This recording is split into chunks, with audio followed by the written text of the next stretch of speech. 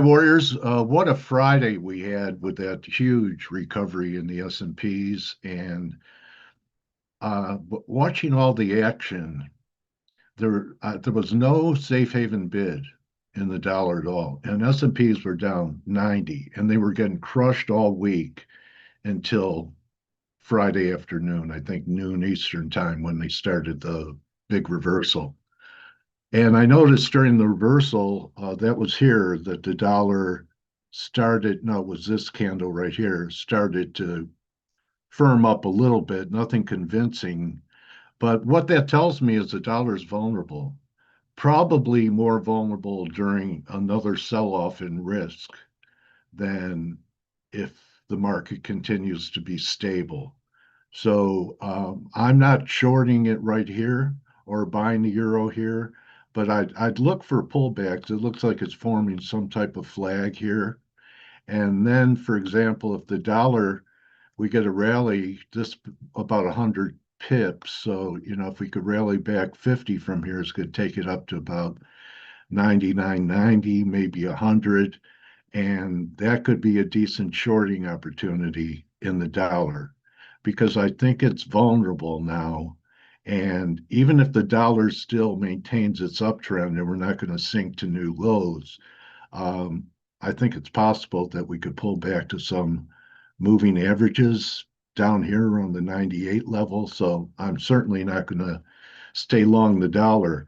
And then if we start taking out 98 in a big way, the next big wave down in the dollar is, underway.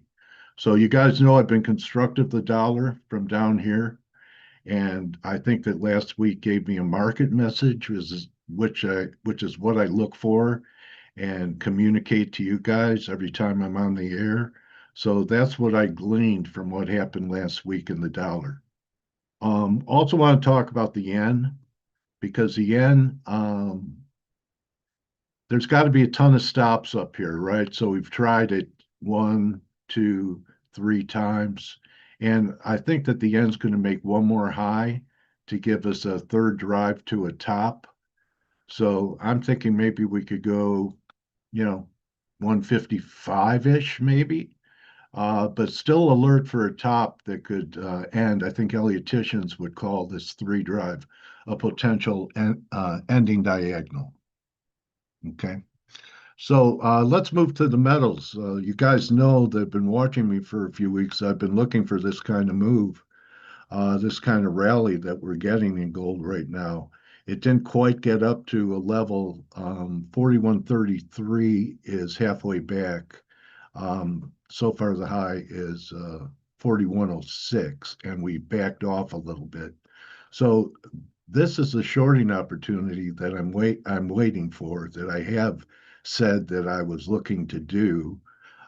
Similar situation in silver, where it almost got back to this breakdown level. So, hopefully you didn't hold shorts. Maybe you took the long side for scalps. I don't think we're headed for new highs on either of them. Maybe silver tops between here and 51. And like I said, the gold peaks between 41.30 and at the max 61.8's 41.92. And then I'm expecting another decline similar to this that could take us down to 3,600. And silver, if the assumption is right about a failing rally, could then take us back down to perhaps a 42 level. So that's setting up for this week. Want to talk about the S&Ps now? So huge rally follow through today as well. Pretty good follow through. We're almost at 61.8 here. It's my view that we put in a high. And I'm looking at this as that we're going to put in a failing rally. I don't know if it's today. I'm going to let it do some work. I'm flat. Maybe we get an A, B, C, but I don't believe the 640 low is going to hold. I think eventually we're going to take it out. Um, NASDAQ just a little bit over 50% retrace. Maybe it has trouble at this moving average and 61.8 at say 25.6, 25.7. I don't think that Michael Burry, his thesis and narrative for shorting Palantir and Nvidia was based upon the government being closed or being open. I think it has more to do with valuations. So, when you look at those two, they came a long way down. I mean, they were great shorting opportunities, and now we're rebounding. So let's look at Nvidia. So Nvidia had a $30 decline. So we're about halfway back here. I don't know, maybe we'll have 61.8, but we take out 180, you're looking at 150. Palantir, similar situations up today. This was an even bigger decline from 220. This was $50. So why not rally 25, which would take it a little bit higher, 95. There's a gap here. And also in NVIDIA, this 95 area it's testing right now, look left. So 95 was a big level before we had that last blow off. So I wouldn't be jumping right back into these two stocks. I think there's more left in the indexes after this bounce relief rally concludes with the government reopening. And I don't think that's a problem for the market. I think there are credit issues out there in the shadow banking system. The repo market has been, under severe strain in the last month. So there are economic issues, not political issues, that I think are going to be the driver for this. Also want to just wrap it up with Bitcoin. So Bitcoin is holding the 100K level, but there's one thing that makes me hesitant about this is this RSI right here. So this is a confirmed low, right? Which says the probabilities of another low um, is probable. So, maybe this is just a little ABC and we're going to wash out one more time.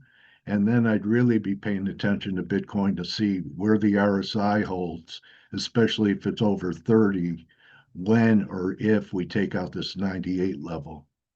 And Ethereum looks about the same formation, had a little better bounce, but same thing.